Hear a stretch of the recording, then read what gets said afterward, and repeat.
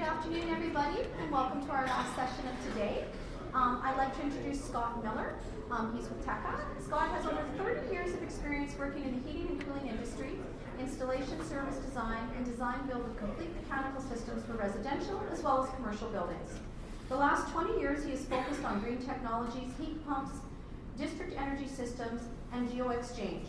Scott has served on the board of TECA for over 15 years and is our past president and sits on the Hydronic Committee. Scott is instrumental in developing new guidelines and best practice policies for the industry. So without further ado, I'm going to turn things over to Scott. Thank you. Thank you very much. Thank you. Okay, welcome everybody. Show of hands to begin with, just so I know who I'm talking to here. I expected sort of all building inspectors, but I suspect that's not the case 100%. Building inspectors, not plumbing, but building inspectors, put up your hand. Okay, plumbing inspectors? Builders? Anybody other than inspectors? Awesome, okay. I got the right slides then, good. Okay, so I guess as you know, I'll just start walking through the show here and get going. Who is TECA? Okay, you've probably been sitting here with TECA all day, for those of you that have been here all day. Registered in 2006, HVCI and RHWHA. That's where I started, Residential Hot Water Heating Association. Melded with the heating, ventilation, cooling industry guys, and now we have TECA. That was back in 2006. Established for contractors, heating and cooling contractors. Volunteer board made up of all sorts of people, suppliers, utilities, engineers, you name it. Most of us have been hanging around the industry quite a while. So, as you guys may or may not know, if you want to install heating systems in this province, what do you need to have? Who do you got to be to install a heating system in British Columbia? I can tell you, you don't have to be anybody. You can just start installing heating systems. So that's kind of why we're here. As a volunteer board on behalf of the contractors industry, what we want to do is train people. So really, we are the only fighting chance we have at educating our heating industry to do the right thing.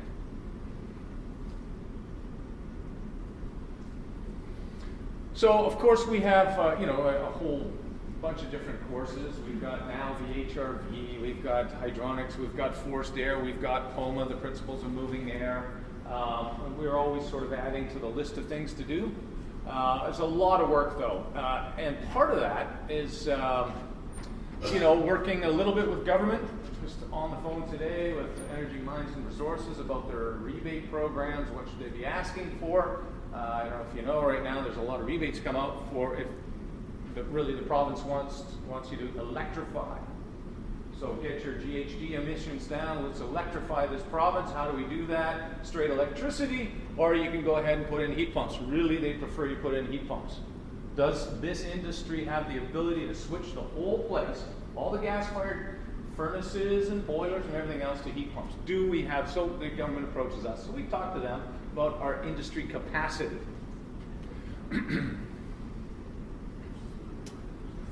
Hydronic Guidelines. That's what we're here to talk about today. This is Hydronics. Our last edition, so we are quite delinquent.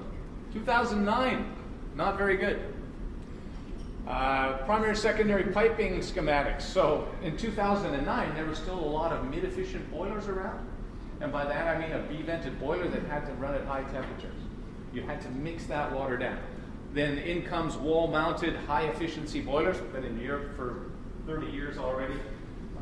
15, 20 years ago, they started becoming very popular here. But when you have a condensing boiler now with hydronics, your worries about mixing sort of go away. So that means our primary, secondary drawings have become outdated. A lot of manufacturers say, we have our way of doing things. We would like it to be in the guidelines. So take your Viessmanns, your IBCs, your Lochinvars, everybody's got an idea. So right now we're renovating the guidelines so that everybody's, not the manufacturers themselves are represented, but the actual ideas are represented. Just to talk a little bit more about the guidelines. So of course, the building code refers to the CSA standard when it comes to the inspection of hydronics. So the standard is CSA 448. Sorry, that's the geo-exchange. It's B214 is the code for hydronics. So back in the day, about 15 years ago, when the CSA standard was being created, BC was actually ahead of the rest of the country, which sounds bizarre, but based on our climate, radiant floors really developed here in the early stages. So therefore, a lot of the problems developed very early as well. So in Ontario, for example, you need air conditioning. You're not going to go through a summer without having air conditioning. So are you really going to go for a radiant system if you have your choice? No, you're going to go for a forced air system. Whereas on the coast, do you really need air conditioning? Possibly not. Let's get a radiant system. We started out, we had hot water baseboard everywhere. Then, get a radiant system, nice warm floor. All these installations go in. Lots of them crack. Nobody knew how to install them. So that's when our HWHA formed, and we created a standard around it, saved our industry. And then when the CSA P214 was created, the Canadian standard, it was largely developed by our guys and our guidelines that we created here. So if you look at the CSA B214, TECA's Hydronic Guidelines meet or by far exceed what the B214 has in it.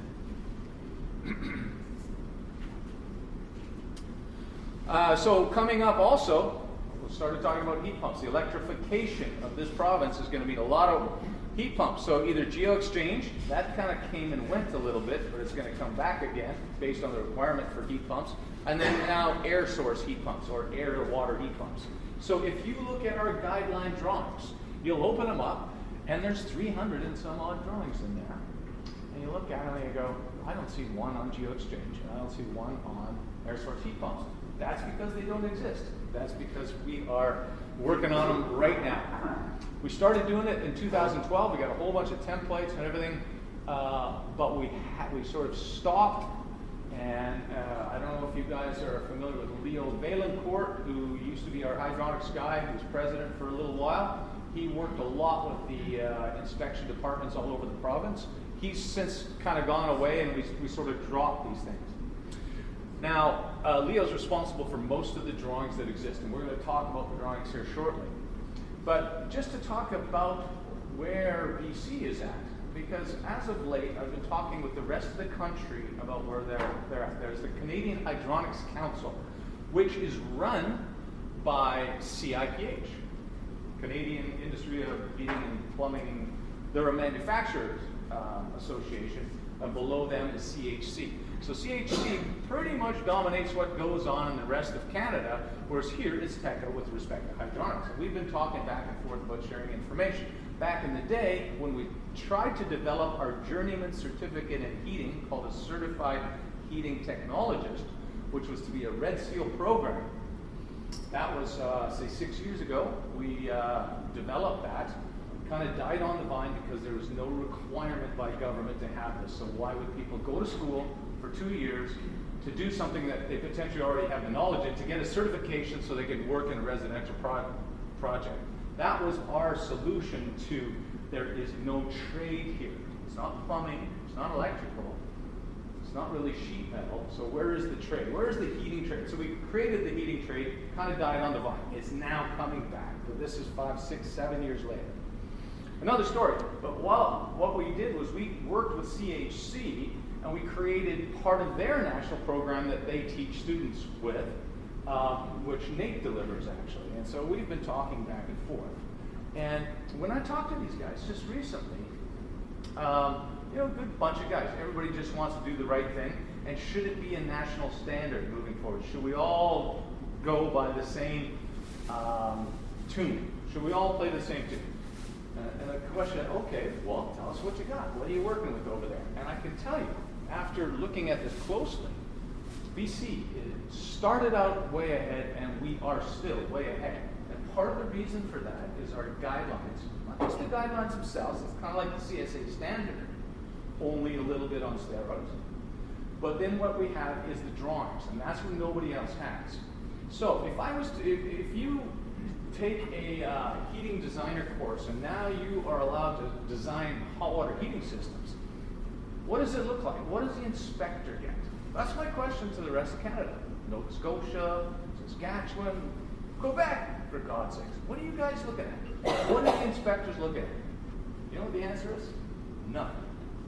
There's nothing going on.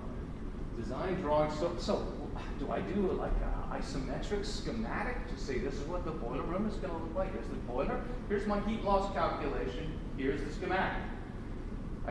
How do they go in? What are they looking at when they do an inspection? And let's say they did get the schematic. So let's say it's me. I did the schematic. I love doing schematics. I can do a schematic.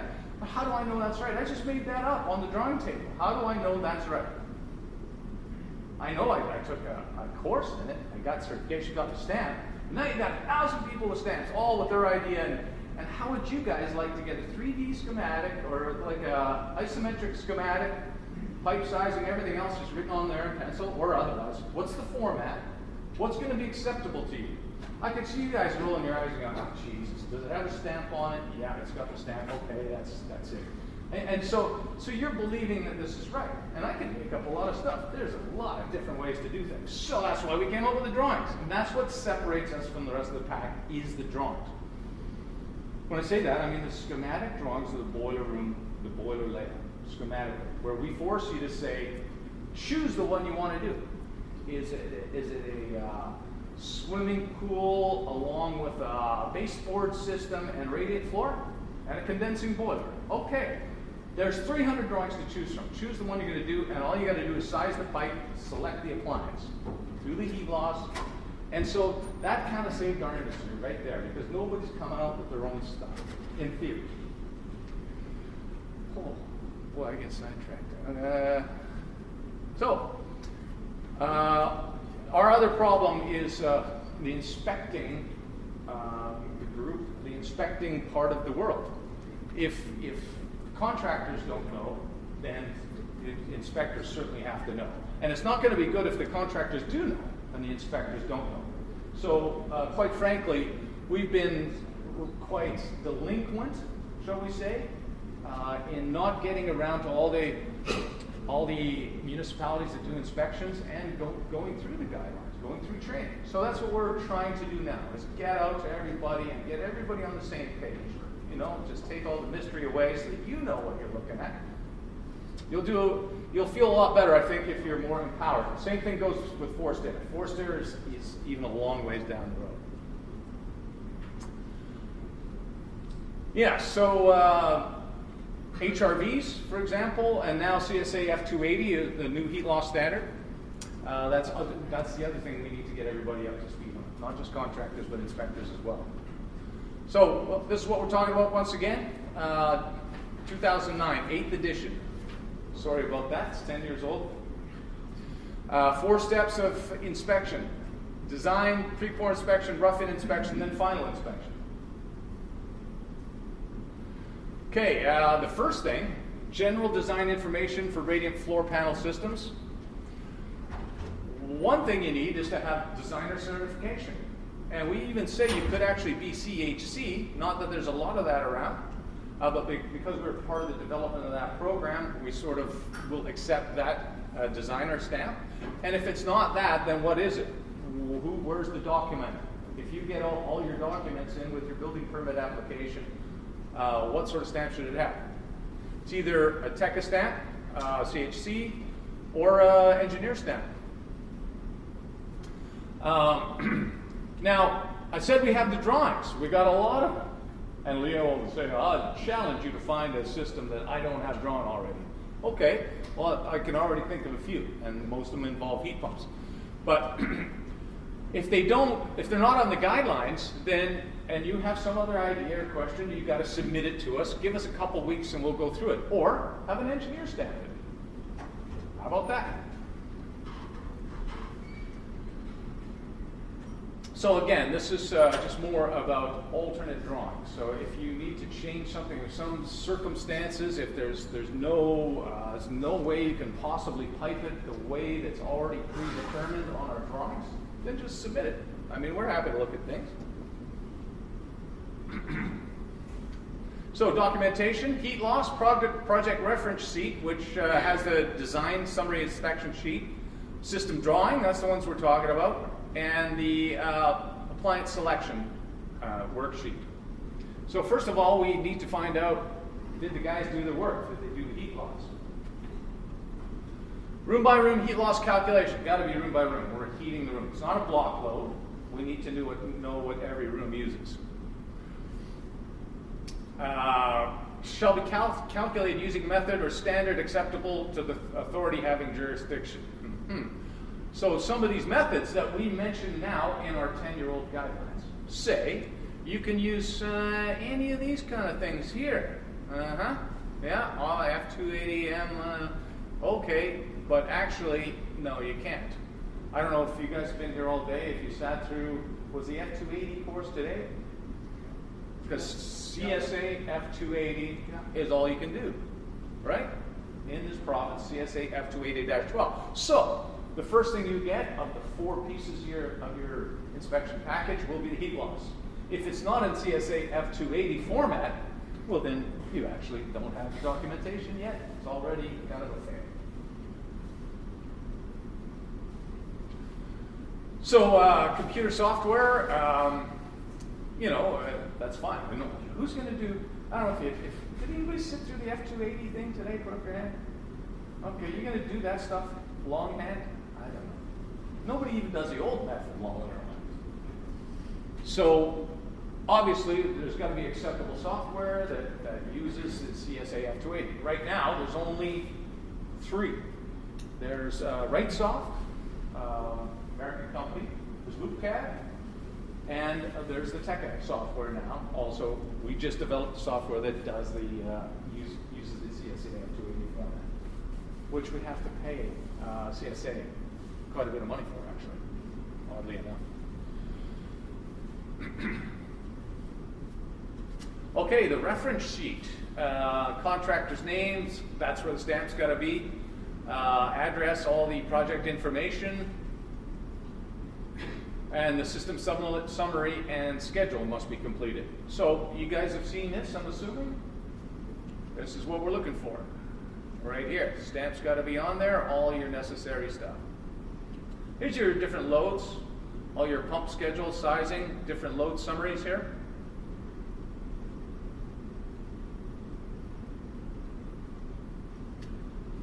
Okay, when it comes to the design information for the radiant floor panel system, you got to have these things. Room by room heat loss, BTUs per area, your per square foot, BTUs per square foot of panel area, so that's your output. What's your R value of your floor? Don't tell me you did the whole heat loss calculation, didn't account for the carpet, that's got to be in there.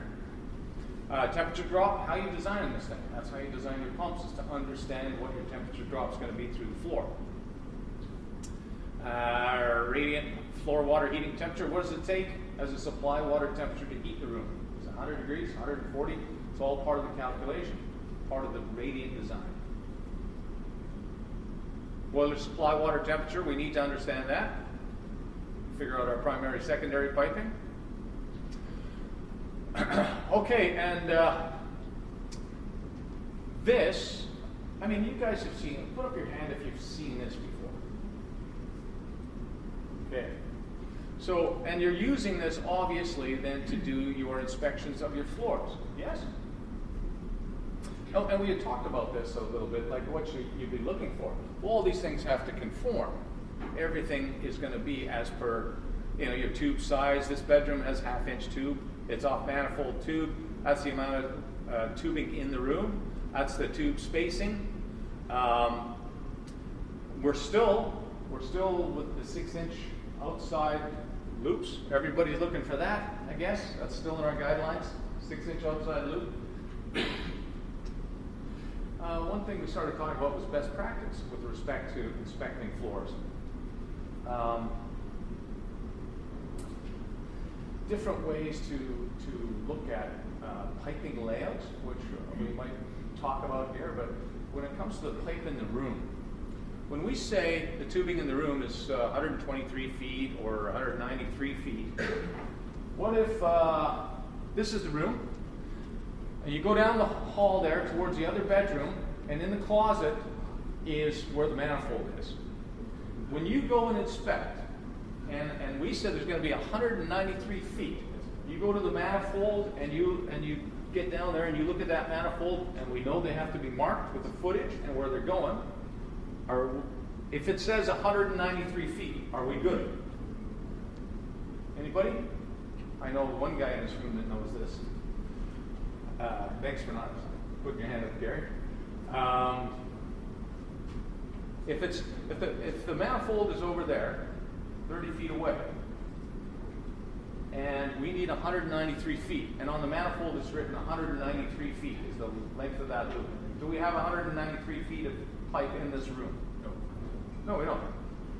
We're short by the 30 feet there and the 30 feet back that went to the manifold. So ideally, when you're checking a room, you check the actual room. And most pipe has markers on it to say, you know, whatever, it comes off a roll, and the roll has a footage marker. So you look at the piping coming in, the piping going out. You can even ask the contractor, tell me what that is, flip it over, tell me what the number marker says. You do the quick math to say, okay, well, you're short this much pipe in that room, or you got that much more. It's supposed to be within 10%. So that's just one little thing to look for in radiant panel inspections. All the information is here. Does it need supplementary heat? Well, this guy does. 719 BTUs. Not a hell of a pile of in the workshop there. Now, common sense tells me. So, 1 kilowatt baseboard is what, this long? 1 kilowatt. And that, so what are we talking there? That's 719. So there's 3,412 BTUs in a kilowatt. So that's an electric baseboard about that long. And we haven't really accounted for the room that's right next to it, if there's going to be a little bit of migration heat. So do I really care about 719? Because in theory, if that was 17,019, then, okay, well, where's your printout tells me you need 17,000 BTUs of supplemental heat. Where's that coming from? This wall is all glass. That wall is glass. You got the skylight system here. The floor cannot provide the heat. There's not enough heat based on the CSA standard of floor surface temperature of 85F. You can't go over that. You can't just roast the floor. So at that point, when do you need supplemental heating? Well, that's when you need it. When the floor surface temperature is 85F, now you need supplemental heat. And it tells you it's there. So it's up to you guys to say, where is it? Is it you got a baseboard here I haven't seen? Forced air system? You got to have something. Like I said, I wouldn't worry about 700 BTUs. It's certainly not 433, but I would worry about 17,000. Or a full kilowatt, for example.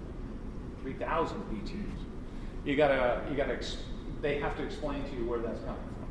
Otherwise, the room on its design day will be short of heat. That room will be cold. Any questions so far? Okay. The drawings. This is where we get into the pipe sizes, temperature information as indicated. This is all from the guidelines. Each one of these references basically what the requirement is. So on the drawings, this is what thou shalt have. So this is your typical sheet. So this is what I'm on about. I know Gary's seen this a billion times, and a lot of you probably have, but this is what makes the difference. If you deviate from the way this is done, then it's really not a sanctioned installation. So like I say, in our one handbook, the combo guidelines has, I think, about 65 drawings in it. But you get the piping handbook, there's another 300 drawings in there. I mean, so if you can't, and it'll have up here, it'll have baseboard, it'll have radiant, it'll have, all kinds of different loads. Not enough, apparently, because the nature of the way swimming pool heat exchangers are done, for example, we don't lay that out very well. So we allow you to just say, well, just use the one that has a baseboard. It's a high temperature load. Just call it swimming pool. It's fine. But at minimum, this is what you're looking at. So it's got to be sized. Got to have your pipe sizing in there. And this is what you have in your hand when you're doing final inspection as well. What are you going to do? You're going to look at, oh, okay, there's the boiler. Boiler's supposed to be one of these right here, an SL10-IBC, 10-85. That's what it's got to be. This is the type of mixing right here, three-way mixing valve with a sensor right there. So that's a diverting valve system. So you want to make sure all that stuff's in there. Pipe sizing, the hot water tank is what we said it was going to be. Any questions about this sort of thing?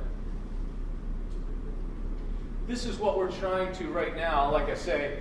And so here is a condensing low temperature boiler with a certain piping pattern. You look at Viessmann's, they got their way. You look at Lochinvar, they got their way of doing it. So it's tough to make everybody happy. And for the most part, they all work using basically what we have now. But, we want to try to, without being manufacturer specific, sort of make sure everything's covered. So that's realistically only adding about 7 draw. That's not a big deal.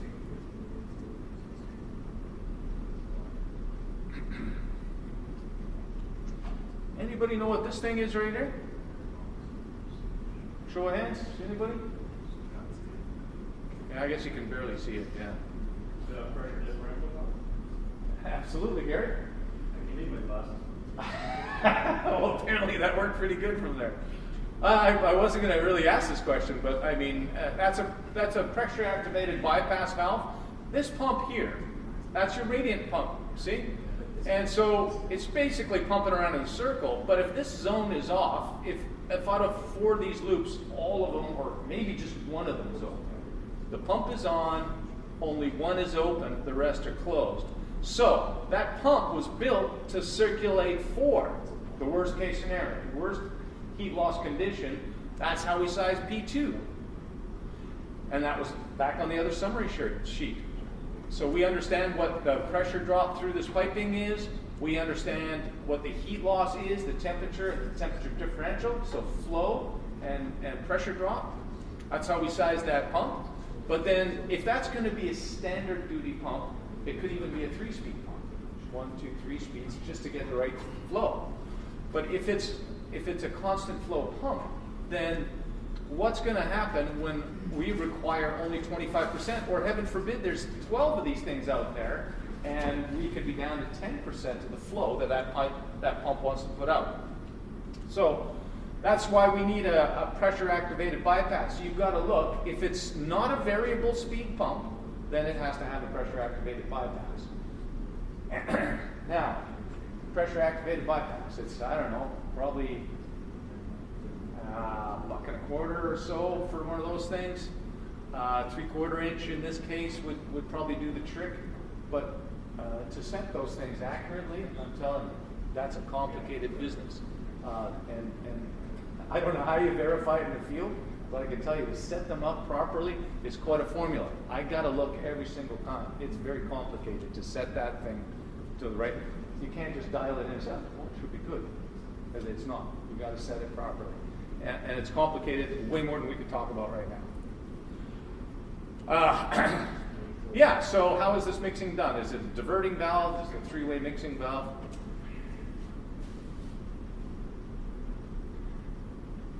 The boiler load worksheet. So this is the other design information required. So how did we come up with it? We have to understand if we're using it to heat domestic water, which in the last slide we certainly are. Okay, is the boiler heating this and this at the same time?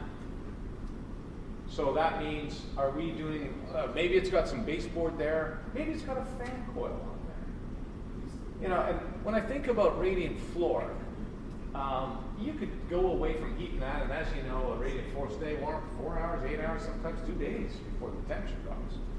But if it was hot water baseboard, as soon as you take that heat away, the heat in that room is starting to drop.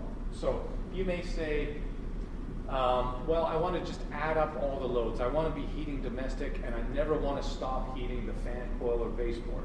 So that means when you do that sizing, it's going to be not on priority.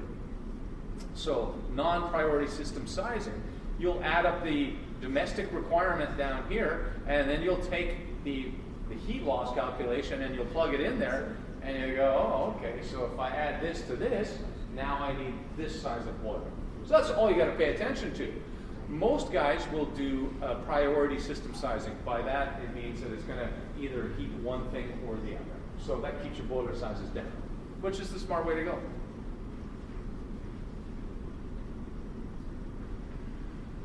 Pre-pour inspection.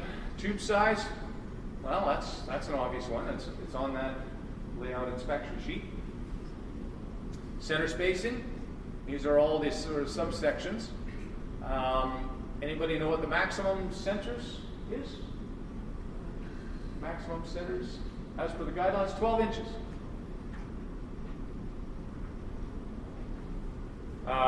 Number of loops. How many loops did you work out in that space, in that room? How many loops is there supposed to be? They've got to be labeled. They've got to be labeled to the surface area and length. And that is the overall length. Yeah, just because I'm not serving this room, you still got to realize there's another 60 feet of pipe. That's more about the actual flow when you're balancing later. So that is the actual loop length. That has to be described on your manifold. That doesn't, however, mean that's how much pipe is in the room. That's how much pipe there is to the manifold.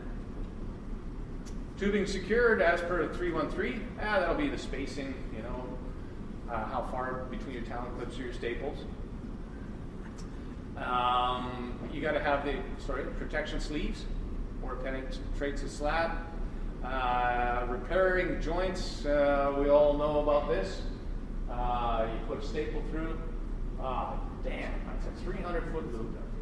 I got to rip the whole thing up. I'm at 290 feet. Dummy puts a staple through it. What am I going to do? Cut it, put a PEX coupling in there, crimp it, black tape. Nope. Not allowed. It has to be as per the manufactured requirement. So that fitting will be different. If you're going to bury it in concrete, which is what you're doing, then you got to look at the manufacturer's instructions to say, if you bury this joint in concrete, this is what you do. And a lot of them have like a shrink wrap on the outside, usually an expander fitting. It won't just be a PEX crimp, and thank you very much.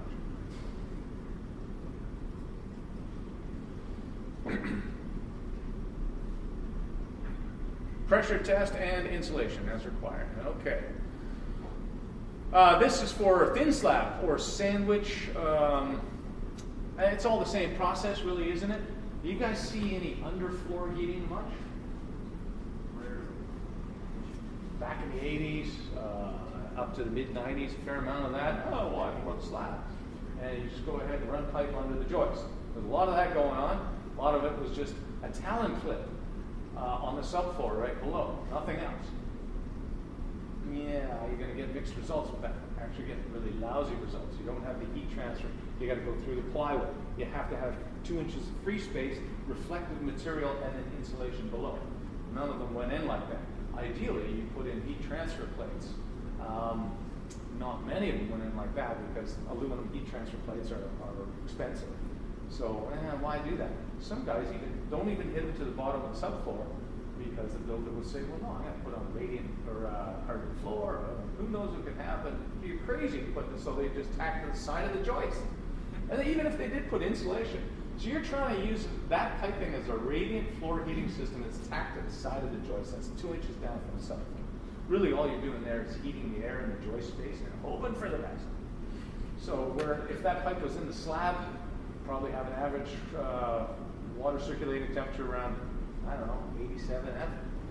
As soon as you go ahead and start putting piping below the subfloor on the side of a joist, you need like 180-degree water just to migrate that convective style of heat to the subfloor. Anyways, you don't want to get involved in that, and if you do, you got to make sure the word heat transfer plates comes into. If there's a small area under a bathroom or something that somebody wants to do, still use heat transfer plates. If you see it, there's nothing wrong with doing it. Just got to do it right. Yeah, so it's all the same stuff. It's just underneath the slab instead, or in a sandwich format. You know what I mean by sandwich? There's no actual concrete. Let's say you laid 1x4s down, and you're going to lay hardwood the other way, and you said, well, I'm just going to put it's on top of the subfloor, and I'm just going to have 1x4s, which are 3/4 inch thick, outside diameter 1/2 inch pipes, 5/8. So hey, you could actually fit that in there, even with a staple, just fits. Hardwood could go right on top of it. So that's what's called a sandwich. You don't see a lot of that, but it's better than underfloor. Isolation of being from joists. Geez, you know how guys like to do all the zone valves in the mechanical room for some reason, and then run 3/4 inch PEX lines out to all the manifolds. That's miles of PEX. 3/4 inch PEX, and if it's oxygen barrier, the only manufacturer that I know of that has an intrinsic oxygen barrier is Wurzbo and Heatman. Their oxygen barrier is part of their chemical mix, whereas everybody else, your Ray House and all the rest of the PEX guys, it's that shiny surface that's on the outside of the pipe. So if your heating mains are going out to manifolds all over the place, and you have that shiny stuff, if you want to tear apart a house, then just go ahead and use a Talon clip on the bottom of the joist like that, and don't isolate it from the wood. If you see that, you're going to be, it's not only bad practice, but somebody's going to go broke fixing these things. So where it goes, even where it goes through a drilled hole, if it's squished up against the side of the wood, as soon as it expands, that zone valve opens. The zone valve in the mechanical room opens. A rush of warm water goes out to that manifold. That whole length expands, and it's going to go. And people are going to hear it, and the walls go, "What the hell is that?" And it's a problem, and it plagues the industry. And it's all because guys are using miles of 3/4 inch plastic because they want to use cheaper Honeywell zone valves in the mechanical room instead of using actuators on the manifolds.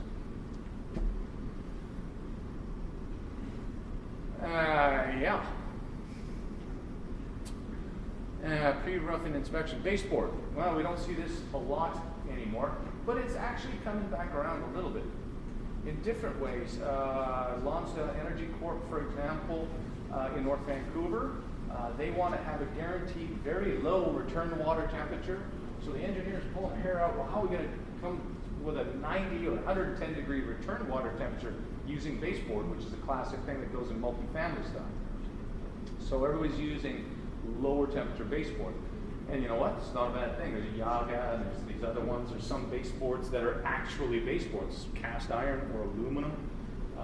There's wall panel radiators. It's out there. So you will see these systems possibly more in the future, believe it or not. We might go back somewhat to baseboard. Easy to do. If you're not pouring slabs, that is. It's easy to do, and there are the lower temperature ones that work well with either heat pumps or with condensing boilers.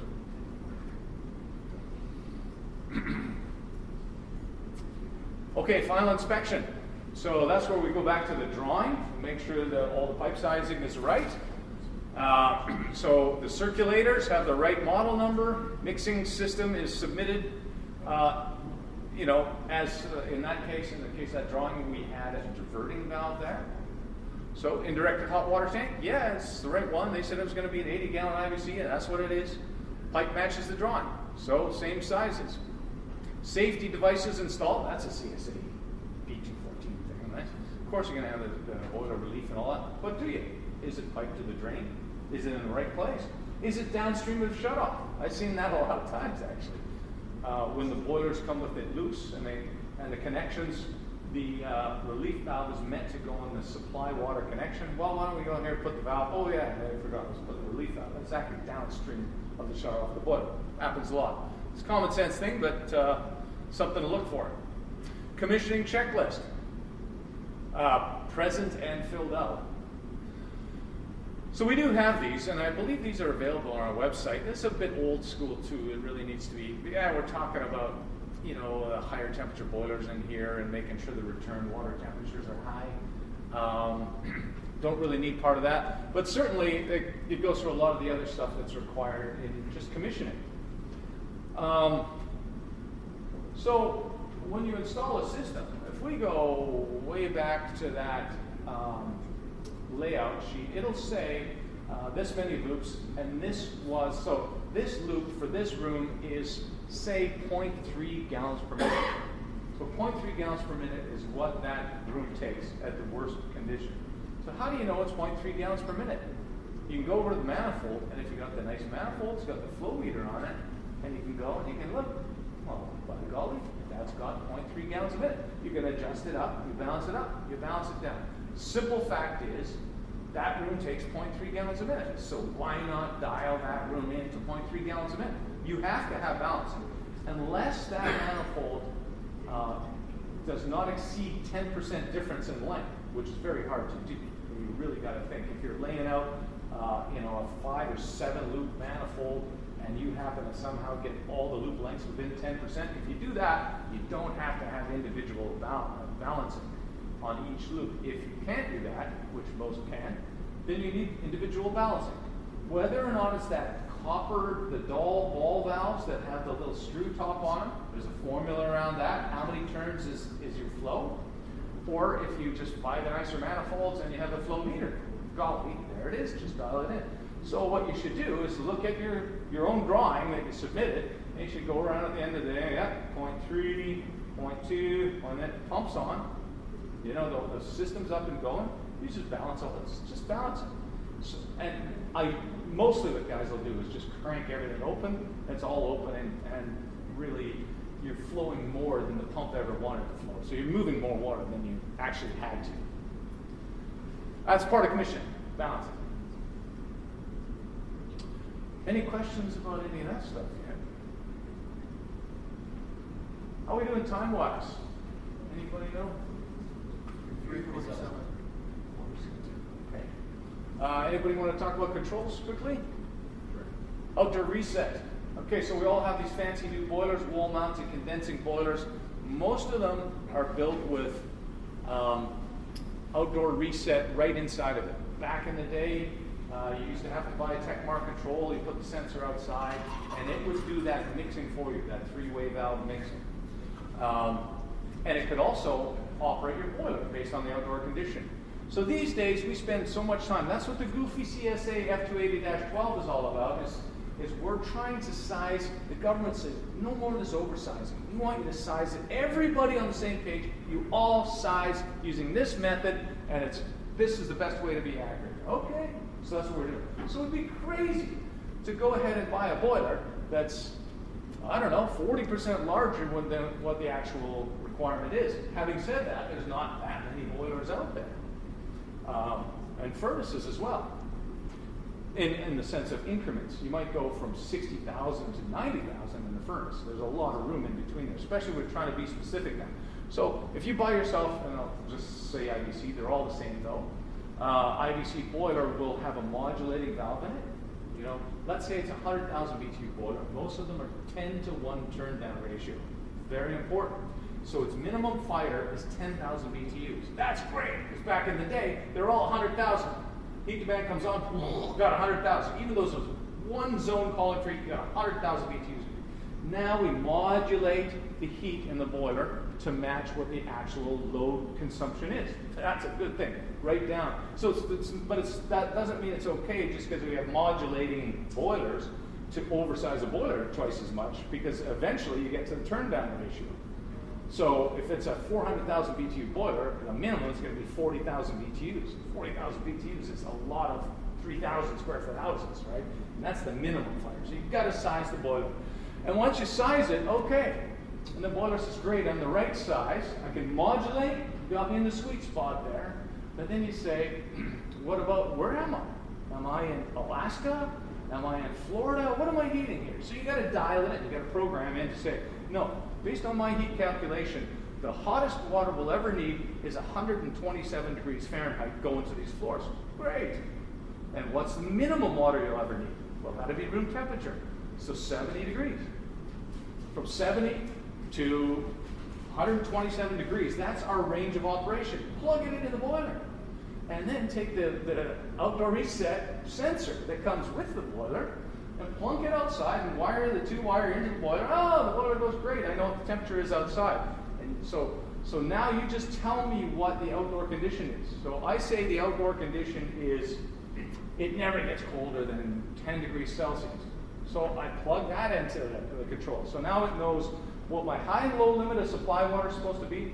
It knows what the coldest water temperature is. So it's going to associate the coldest water temperature, or the hottest water temperature, with the coldest outside temperature. So you're most of the way there to the boiler automatically modulating itself, not just to the gas-fired thing, that whole combustion efficiency. That's good. But the efficiency of supplying the right amount of heat to combat the outdoor condition is great. Our average outdoor temperature in this area is 47 degrees Fahrenheit. So if you had the clock, as my heating equipment is on, the average temperature would be 47 F outside. That's pretty warm, especially when our design temperature is 21. So I don't want to always have 127 degree water. There's lots of efficiency. If the cooler you run it, and now especially with heat pumps, the cooler you run them, the happier they are. The hotter you run them, the worse efficiency, and it's exponential with a heat pump. So you want to stay as cool as you can. The boiler will do that for you. You just got to tell it how to do it. So this is just your typical outdoor reset curve right here. In this case, this would be hot water baseboard here. So right there is 180 degrees, right down to room temperature here. So at this temperature, you're going to be 180 degrees. And that's your kind of your slope of temperature difference, which your outdoor reset control will do for you automatically. So it's quite a swing. Now, again, this is hot water baseboard. And so in a hot water baseboard, at 110, they're barely hanging on, right? They're not really hitting anything. At 180, they're all designed actually 180 or 190. That's hot water baseboard for you. So if this was a radiant curve, that number would be 130, let's say, down to 70 degrees would be our minimum. So we want to play in that curve. So like I said, it comes with most boilers these days. Actually, the building code says you'll have boilers now with efficiencies of, Scott, is that you? You're not Scott, okay. You look a lot like a certified energy advisor, and he would know the efficiencies. Anyway, over 90% efficiency. So you're not going to have mid-efficient stuff. So everything's going to come with an outdoor reset control, is what I'm saying. But I can tell you, most guys just leave it in the boiler or leave it in the box, and they put it on one temperature. And it's not going to be the lowest temperature. It's going to be the highest temperature. They don't want the phone to ring. They put on the highest temperature, which is a set point, and they forget about it. So it's going to go on 130, and it's a total waste of energy after all this stuff to set it up like that, when it takes 5 minutes to set up the control. Okay.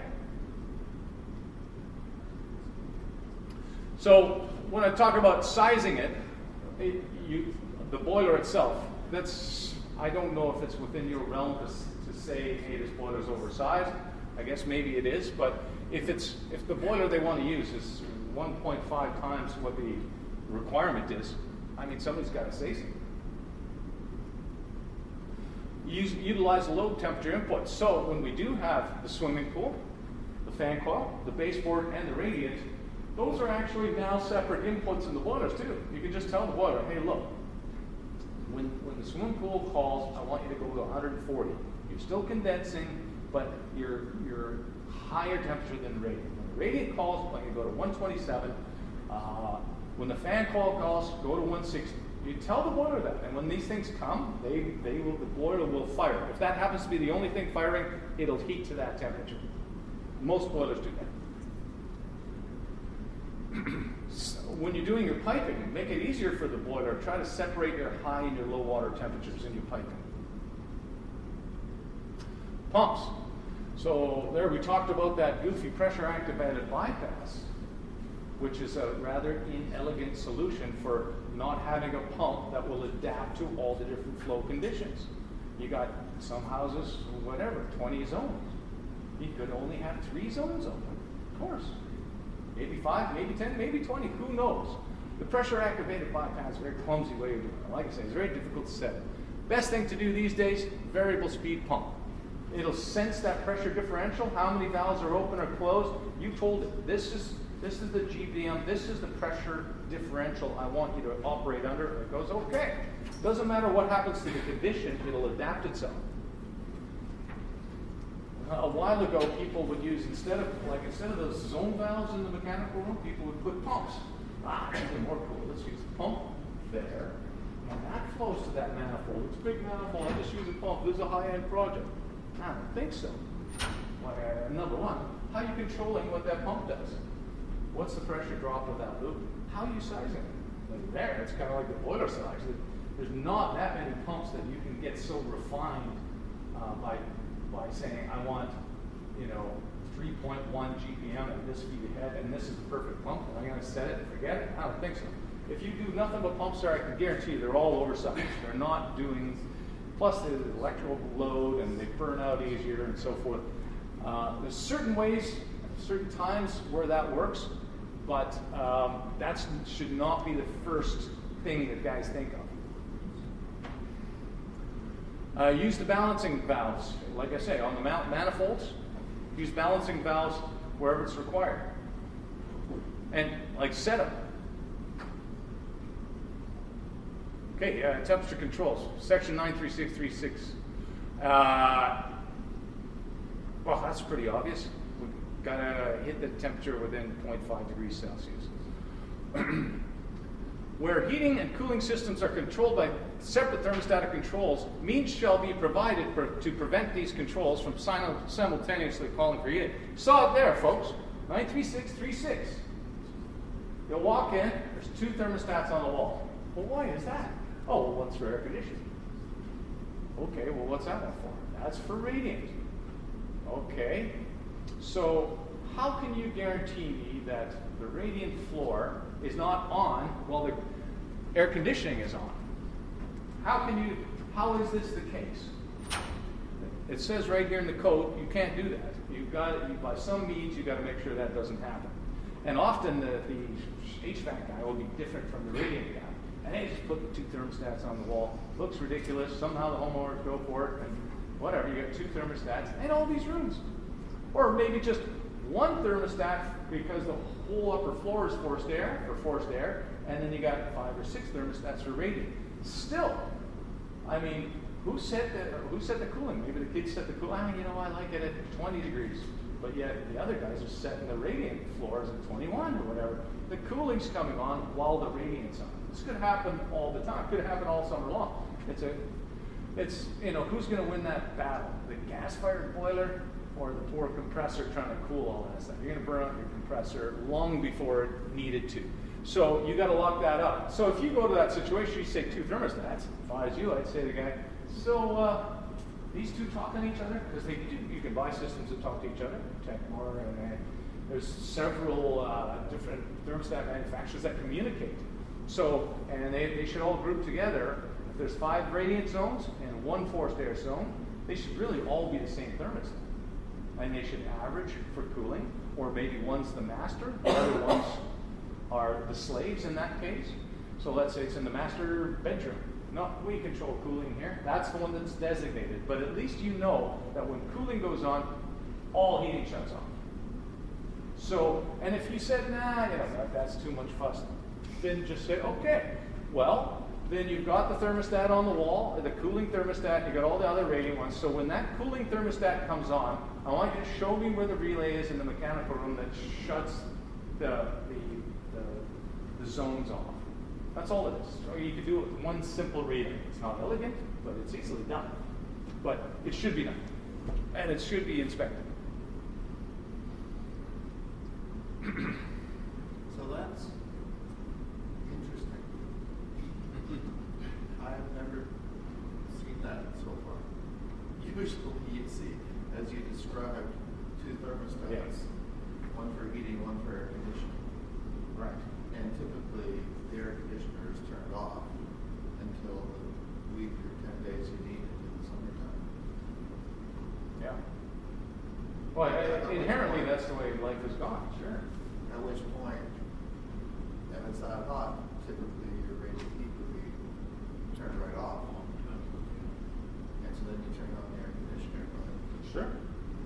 Unless somebody, just adjusts the thermostats. So you can see it'd be very easy to do. I've been in all kinds of houses, West Bands, people find thermostats they didn't even know they had behind a piece of furniture. them just on forever. And so there's ways around it. It's not that difficult to do, but again, it's got to be inspected. But, and oftentimes they are right beside each other. Yeah. So presumably they could just put on one thermostat at the top of the bowl.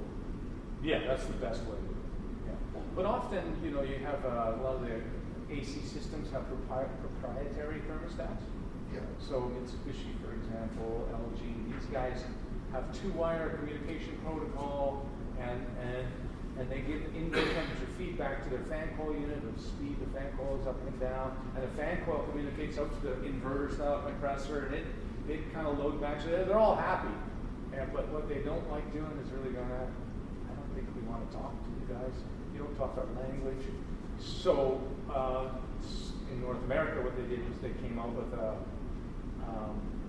digital I/O. So it's also referred to as a third-party thermostat adapter. And you put that right on the air handler, and then that way you use your normal thermostat, and it does heating and cooling. When it calls for heating, closes R and Y, and there's your heating. Comes for cooling, there's a Y and C and so forth, and you turn on your air handler, and that dumbs that air handler down.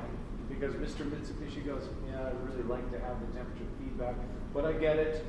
And what it'll do, it'll still modulate the fan, it'll still modulate the compressor, it just won't do it to indoor feedback. It'll look at the sensors inside of itself to understand how it's performing. It still modulates, just not as elegant.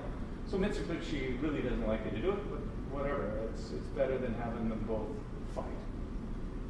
But on radiant heat, you often do have thermostats all over the place. Yep.